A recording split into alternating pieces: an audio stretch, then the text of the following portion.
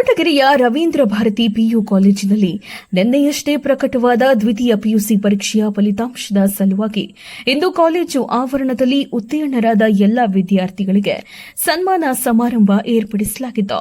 ಇನ್ನು ಸನ್ಮಾನ ಸಮಾರಂಭದಲ್ಲಿ ಉತ್ತೀರ್ಣರಾದ ಎಲ್ಲಾ ವಿದ್ಯಾರ್ಥಿಗಳಿಗೆ ಕಾಲೇಜಿನ ಮುಖ್ಯಸ್ಥರು, ಉಪನ್ಯಾಸ ವರ್ಗದವರು ಸೇರಿ ಸನ್ಮಾನ ಮಾಡಿದರು.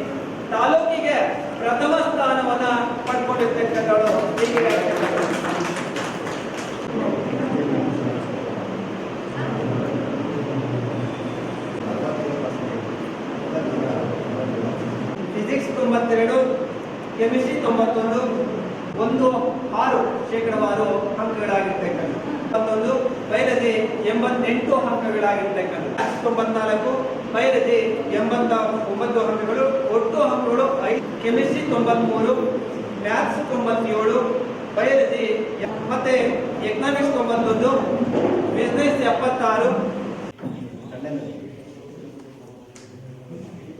ಇಂಗ್ಲಿಷಲ್ಲಿ 62, ಹಿಸ್ಟ್ರಿಯಲ್ಲಿ 94, ಎಕನಾಮಿಕ್ಸ್ 94, ಒಟ್ಟು ಅಂಕಗಳು ಬಂದು 511 ಅಂಕಗಳಾಗಿದೆ. ತೊಂದರೆ ಇಲ್ಲ, ಅದೆಲ್ಲ ಮುಂದೆ ಈಗ ಸ್ಮೈಲ್ ಮಾಡಿ.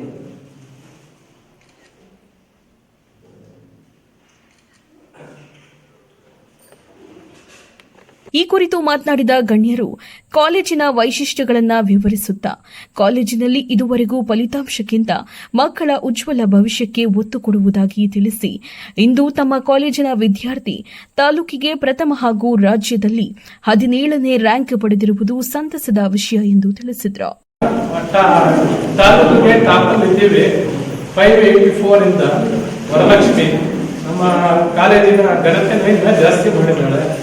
ಆಮೇಲೆ 100% result, 100% effort from the student, 100% effort from the staff ಎಲ್ಲ ಸೇರಿ 100% ರಿಸಲ್ಟ್ ಆಗಿದೆ. ಇದನ್ನೇ ಮುಂದುವರಿಸಬೇಕು ಅಂತ ನಾನು ನಮ್ಮ ಸ್ಟಾಫ್ ಹೇಳ್ತಿದ್ದೀನಿ. ಮುಂದೆ ಬರುವ ಟೀಚರ್ ಮಕ್ಕಳಿಗೂ ಅದನ್ನೇ ಅಡ್ವೈಸ್ ಮಾಡ್ತಾ ಇದ್ದಾರೆ. ನಮ್ಗೆ ಪ್ರಚಾರ ನಮ್ದು ಸಾಲದು ಅಂತ ನಮ್ಮ ಸರ್ ಹೇಳ್ತಾ ಇದ್ರು.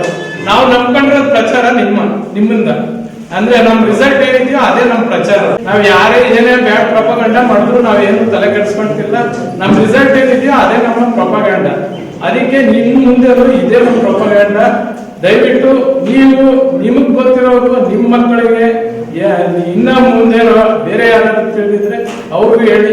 ಅಂದ್ರೆ ನಮ್ಮ ಕಾಲೇಜಿನ ಯಾವ ರೀತಿ ಅವ್ರು ಬಂದು ಅವ್ರಿಗೆ ಇಷ್ಟ ಆದ್ರೆ ಅವ್ರು ಜಾಯಿನ್ ಮಾಡಿ, ನಮ್ದೇನು ಫೋರ್ಸ್ ಏನಿಲ್ಲ. ಅದನ್ನ ಹೇಳ್ತಿರೋದು ನಮ್ಮ ಎಫರ್ಟ್ ನಮ್ಮ ಪ್ರೊಪಗಂಡ ಅಂತ.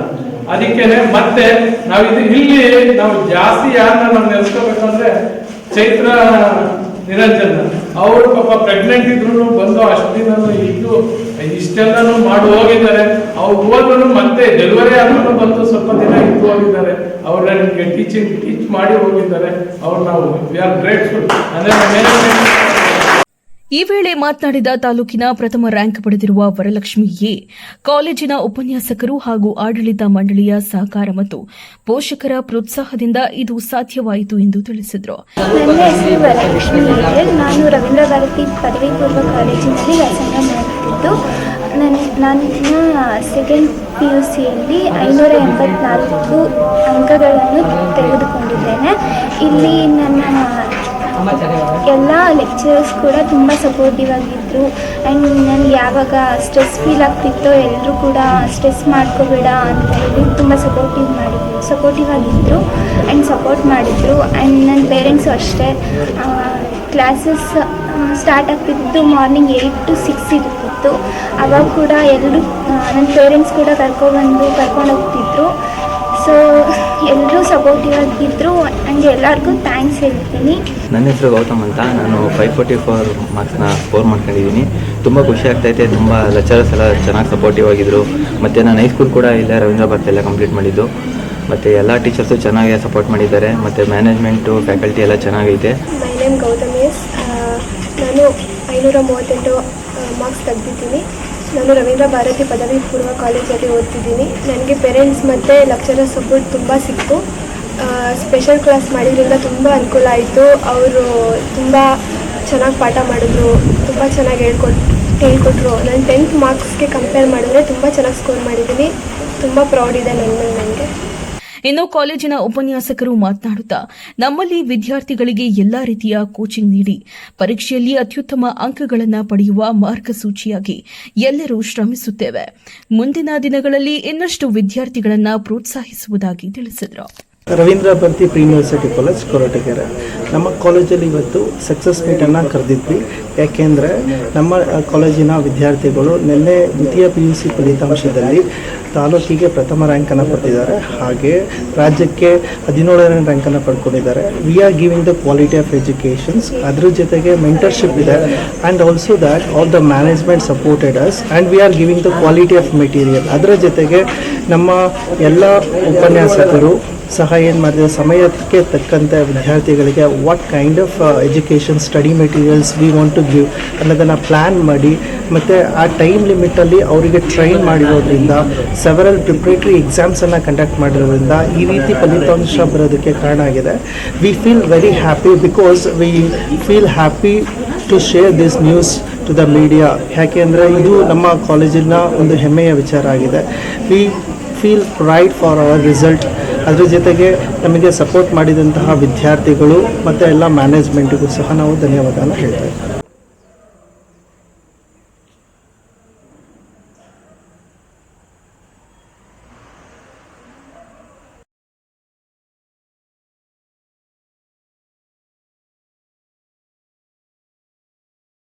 ಸರ್ಕಾರಿ ಬಾಲಕರ ವಿದ್ಯಾರ್ಥಿ ನಿಲಯದಲ್ಲಿ ಮೂಲಭೂತ ಸೌಕರ್ಯಗಳಿಲ್ಲದೆ ವಿದ್ಯಾರ್ಥಿಗಳು ನರಕ ಯಾತನೆ ಅನುಭವಿಸುತ್ತಿದ್ದಾರೆ.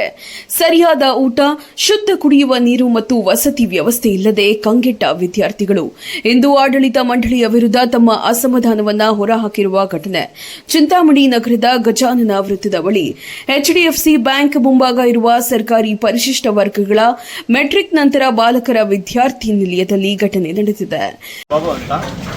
ಈ ಹಾಸ್ಟೆಲ್ ಹೆಸರು ಬಂದು boys ST boys metric hostel, Chintamani Gajana circle. ಮಧ್ಯಾಹ್ನ ಊಟ ಆಗ್ತಾಯಿಲ್ಲ, ಮಧ್ಯಾಹ್ನ ಹೊತ್ತು.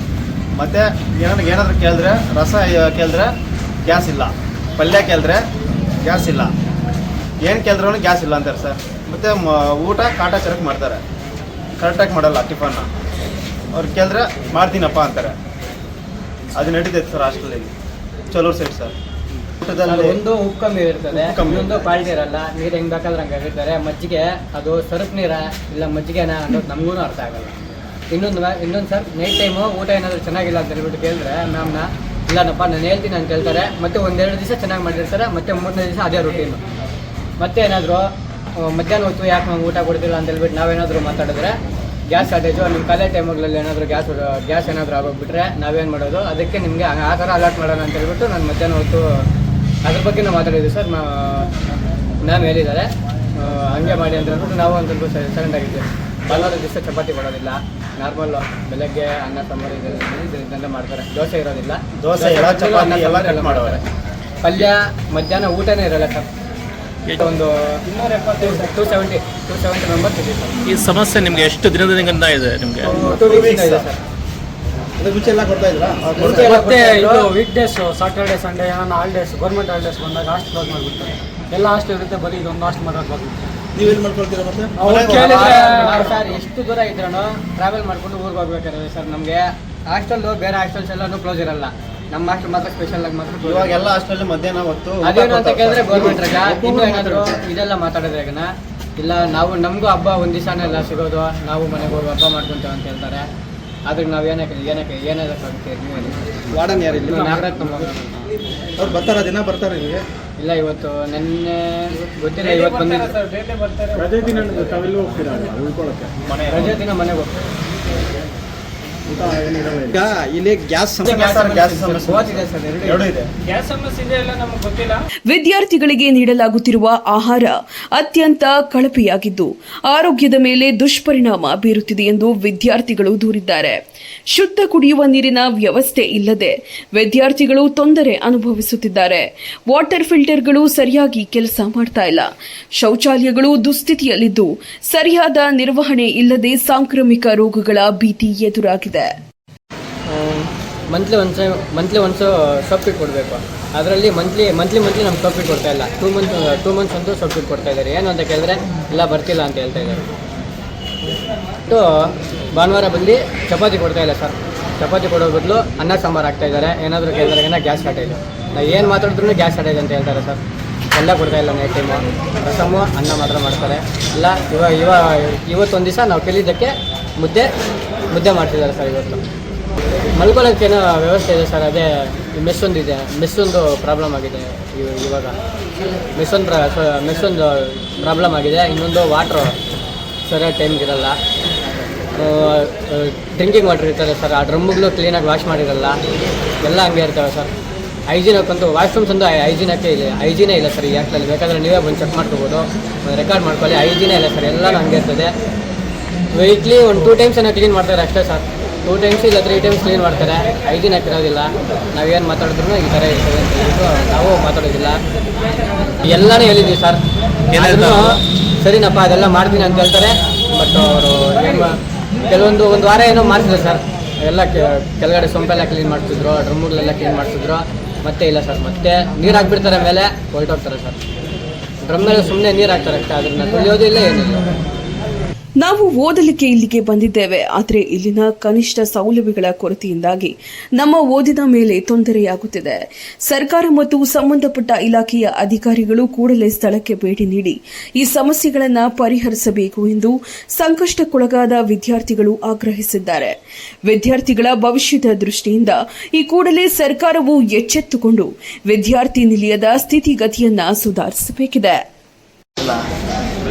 ಮಧ್ಯಾಹ್ನ ಊಟ ದೋಸೆನೂ ಕೊಡ್ತಾ ಇಲ್ಲ, ಚಪಾತಿ ಕೊಡ್ತಾ ಇಲ್ಲ, ಮಧ್ಯಾಹ್ನ ಊಟ ಕೊಡ್ತಾ ಇಲ್ಲ. ಕೇಳಿದ್ರೆ ಗ್ಯಾಸ್ ಇಲ್ಲ ಅಂತ ಹೇಳ್ತಾ ಇದ್ದಾರೆ. ಏನು ಹೇಳ್ತಾರೆ ವಾರ್ಡನು?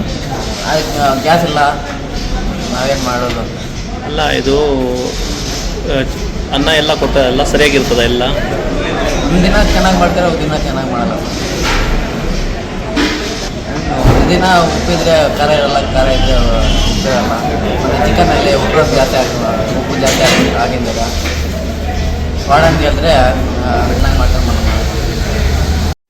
ಕೇಂದ್ರದ ಜಲಶಕ್ತಿ ಹಾಗೂ ರೈಲ್ವೆ ಖಾತೆ ರಾಜ್ಯ ಸಚಿವ ಸೋಮಣ್ಣ ಅವರೊಂದಿಗೆ ಮಾಜಿ ಮುಖ್ಯಮಂತ್ರಿ ಕುಮಾರಸ್ವಾಮಿ ಬೆಂಗಳೂರು ನಗರದ ಸಂಗೊಳ್ಳಿ ರಾಯಣ್ಣ ರೈಲು ನಿಲ್ದಾಣದಿಂದ ಮೈಸೂರು ರೈಲು ನಿಲ್ದಾಣದವರೆಗೆ ವಿಂಡೋ ಟ್ರೈಲಿಂಗ್ ಪರಿವೀಕ್ಷಣೆ ನಡೆಸಿದರು.